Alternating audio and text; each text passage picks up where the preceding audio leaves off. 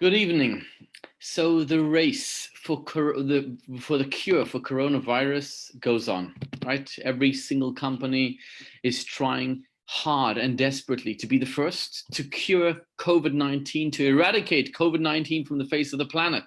But interestingly enough, the ultimate cure, the ultimate vaccine is to be found in this week's Torah portion.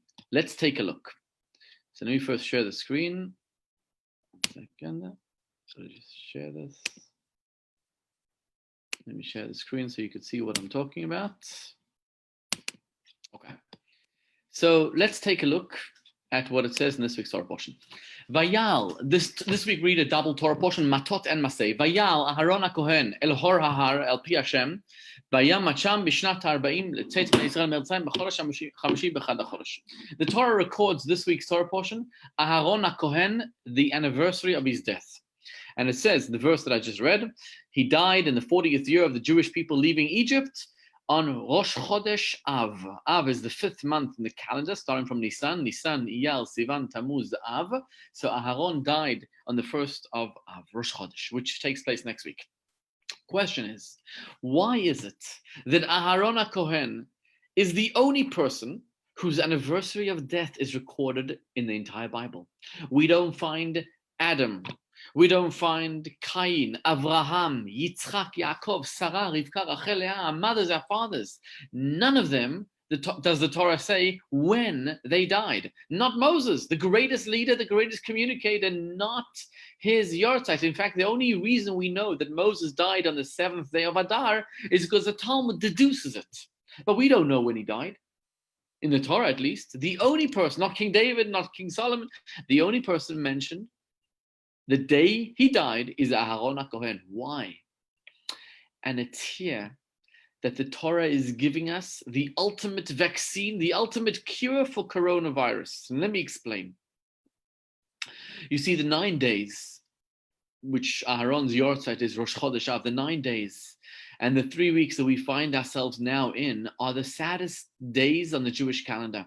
The 9th of Av is the culmination of these 3 weeks of the 9 days, is the day the 2 temples were destroyed. Why is it that the temples were destroyed? So I'm going to share the Talmud in Yuma. Beautiful Talmud says the following. Look inside the screen. Mikdash Rishon mipnei macharav, the first temple, which was built by King Solomon. Why was it destroyed? So the Talmud says, Mipnei Gimel Dvarim shayu bo, there were 3 major sins that happened during this time. Number 1, Avodah Zarah, which is idol worship. By the way, you can look at the screen in front of you for the English as well, if you don't understand the Hebrew. Avodah Zarah, which is idol worship. Number 2, Gilui Arayot, which is immoral relations. And number 3, Shfichut Damim, which is murder.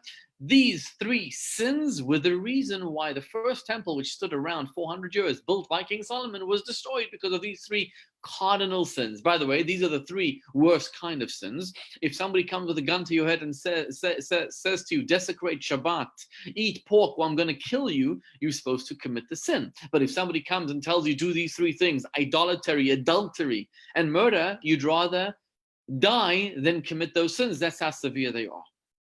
So the Talmud goes on and explains at length what's the proof that they did idolatry, adultery, and murder. You know, Menashe was then one of the kings of Israel, and the Talmud explains this at length. But then the Talmud says the following, okay, and it's in front of your screen. Aval Mikdash Sheni, but the second temple, which was rebuilt by the people who came after the first exile and beautified by Herod the king, that they did Torah and they fulfilled mitzvot. Why was it destroyed? Says the Talmud, because there was unwanted hatred. And here the Talmud says something very powerful to teach you. That unwanted hatred is equivalent, keneged shalosh avirot, is equivalent to the 3 cardinal sins of avodah zarah, idolatry, gilui arayot, adultery, ushfichut damim, and murder. In other words, those 3 sins are the terrible, terrible sins. But hating one another for no reason is equivalent to those 3 sins. This is something unbelievable. When you hate somebody for no reason, it's equivalent to those three terrible, terrible sins, that because of those three sins, the first temple was destroyed. You know why the second temple was destroyed? Because of Sinat Chinam, which is equivalent to those three. And the Talmud in Gittin tells the famous, famous story. It's also in the source in front of you. I'm opening it up.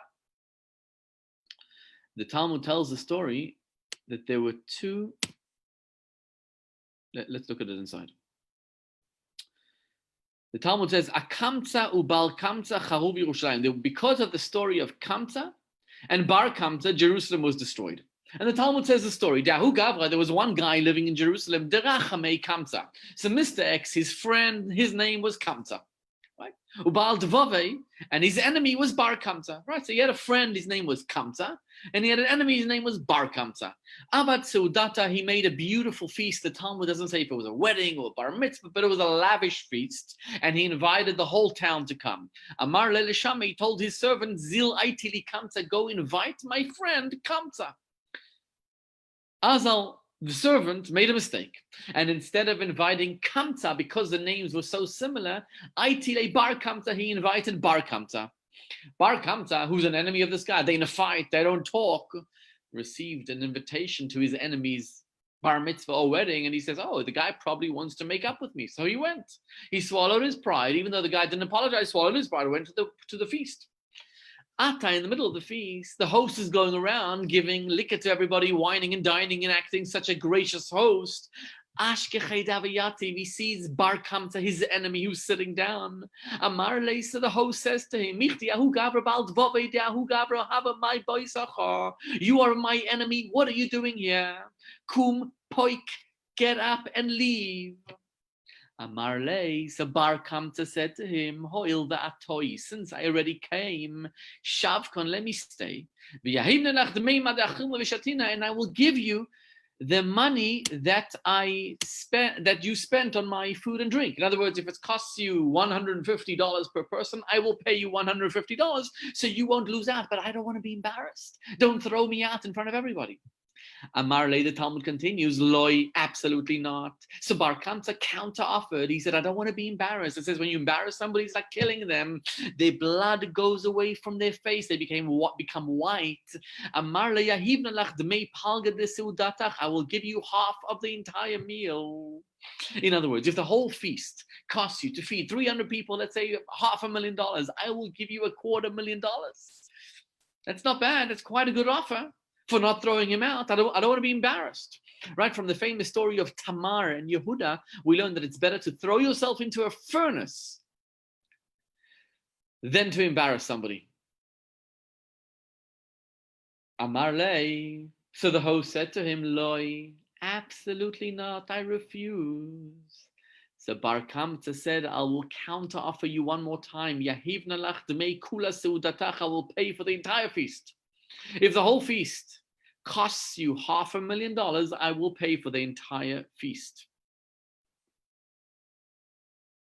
Amar Le, the host said to him, Loi, no, nakte biyade, he took him with his hands or with his guards, ve'ukme ve'afke, and he threw him out. Amar, so Bar Kamtza said to himself, Hoil v'abiyat were rabbanon, since there were rabbis there as well, nobody said a word. Shmamina kanicha lehu, so obviously they okay with it. Ezel ve'echel ve'kurs be'malka, so he went and he told the emperor that the Jews rebelled against you, and because of this the emperor sent over, and from here started a whole, continues the story of the Talmud, which I'm not going to share the whole thing now, but from here the Talmud says this is why Jerusalem was destroyed. The emperor was incensed. He was upset. Says the Talmud, you know why Jerusalem was destroyed? Because of Sinat Chinam, because of unwanted hatred between Bar Kamtza and his host. It's called principled hatred, meaning I don't talk to you in principle. So therefore, get out. Therefore, I hate you. You know, 10 years ago, I sent you an email, you didn't respond. Therefore, we are in a fight. In principle, I don't talk to you. You know how many times we say those words? In principle, you know, I would make peace, but in principle, I have to teach you a lesson. In principle, we use those words all the time. Says the Talmud, that is why Jerusalem was destroyed. So why is Aharon, the high priest, his yortzeit recorded in the Torah? Because the Torah wants to teach us how to get rid of coronavirus. The Torah wants to teach us the ultimate cure for coronavirus, the ultimate cure for COVID-19. What is it? What is the cure? See, I don't just want a vaccine from these companies, Pfizer and Moderna and all these companies racing just for a cure for COVID-19, because that will cure only COVID-19. I want a cure for everything. I want to bring the third temple here. That will cure not just corona, AIDS, cancer, every kind of sickness, that will bring peace to the world. I want the ultimate vaccine, the ultimate cure. And the Torah is telling us on Rosh Chodesh Av, in the beginning of the 9 days, you know what that cure is? You know what you need to do? You need to have love one for the other, the ultimate love. They hate each other for no reason, and that's why the temple was destroyed. Like I said, in principle, I can't stand you. You need to say, in principle, I love you. I love you for no reason. That is the cure for coronavirus. You see, Aharon exemplified, personified love for a fellow Jew. Aharon used to go over to Jews all the time, make peace between husband and wife who were fighting, make peace between business partners. In fact, he used to lie to one to the other. When a husband was fighting with his wife, he used to go over to the wife and tell her, I just spoke to your husband and he's so sorry for what he did and he really and truly loves you. And the wife said, yes, he really said that. Aaron said, yes. He went to the husband then and he said, I just spoke to your wife and she loves you. She's so sorry for the fight that you are in. And this brought the husband and wife together. This core, Aaron taught every single Jew how to love one another. Today, tomorrow, when you look at another Jew, think, what can I do to make his or her life better? What can I do to love them? What can I do to help them? Think of your family members, of your brother, your sister, your cousin, your mother, your father, your friend, your neighbor. What can I do to brighten her life, to brighten his life? This is the ultimate cure for coronavirus, for the pandemic. This is the ultimate vaccine to bring the third temple, to bring Mashiach, and to cure all evil. This is what the Torah says. And in the Rebbe's words, right in front of you, the reason why the temple was destroyed, because of sinat chinam. Fixing it up, loving a fellow Jew for no reason. Be a student of Aaron, loving creatures, loving everybody. Bring them closer to Torah. And I want to just end off with a beautiful story. The story told about the guerrilla rebbe. So the guerrilla rebbe used to have a secretary. His name was Rebunim. Rebunim was a simple Jew. He was his secretary, and he was in charge of making sure that, you know, when one person entered into a private audience with the Rebbe and he went out, so he would direct the audience, he would make the line, he would be in charge of a seder, of an order, allowing everybody in. Anyway, one time there was a commotion one night, and what happened is a very, very wealthy Jew walks in and he says, oh, I need to go urgently into the Rebbe. I have to see him. I have to see him. I have to see him. And the Ger Rebbe secretary Abunim said, well, there's a line. You have to wait. He says, no, you don't understand. I don't have time. I have to be in Warsaw for a very important meeting. And he starts being very chutzpah, very cheeky. And Rebunim says, no, I'm sorry. You have to wait in the back of the line. And this Jew says, no, I need to go in the beginning of the line. You don't understand. And when Rebunim put up resistance, this wealthy man went and slapped Rebunim in the face. Gave him a slap. So the audience, everybody was shocked, including Rebunim. He didn't know what to say. Like, what? He didn't know where to put himself. Nobody had ever done this in this holy place outside the Ger Rebbe's room. And just then, the Ger Rebbe's door opens, and the Ger Rebbe comes and looks at the wealthy Jew, and he says, I will not allow you inside my room until Rebunim forgives you, until you ask for his forgiveness and he forgives you. So the wealthy Jew ran outside. And everybody's still in shock. And Rebunim, the one who was slapped, runs after him. And he sees the Jew standing by a tree, crying profusely. He's crying and crying and crying. And he goes over to him and he touches him on the shoulder and says, tell me what's wrong. And the wealthy Jew sees the Jew that he had slapped, the secretary of the Rebbe, and he's like, you're the last person I would think would be here. And Rebbunim, the wealthy Jew tells Rebbunim, I've been married for 15 years and we are childless. I've tried every single medicine. I've tried every single treatment. I've gone everywhere. And this was my last hope, coming to this tzaddik, to this guerrilla rebbe, and asking him for a blessing, asking him to pray for me and my wife is my last chance at redemption. And now I've just destroyed it. So Rebbunim says, come with me. So Rebbunim takes the wealthy Jew. He takes him into the Rebbe's room. And he says to the Ger Rebbe, he says, I swear that I will not forgive this wealthy Jew over here, not in this world and on the world to come, until you promise him and bless him with a child. And the tzaddik, the Rebbe looks at them and he's amazed. And he says, I promise he will have a child, and now you can forgive him. You see, Rebbunim was slapped. He was humiliated.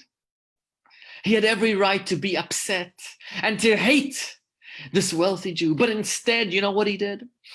He reached out to him and showed him love for no reason. And this was something the Gerer Rebbe loved.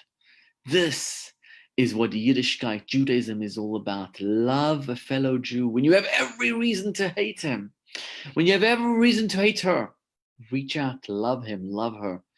This is the ultimate cure for COVID-19, the ultimate cure of cures, what will cure all humanity from all diseases, from all sickness, from all evil. And it's recorded for posterity in this week's Torah portion. It's absolutely incredible. Hope you have a wonderful night and enjoy.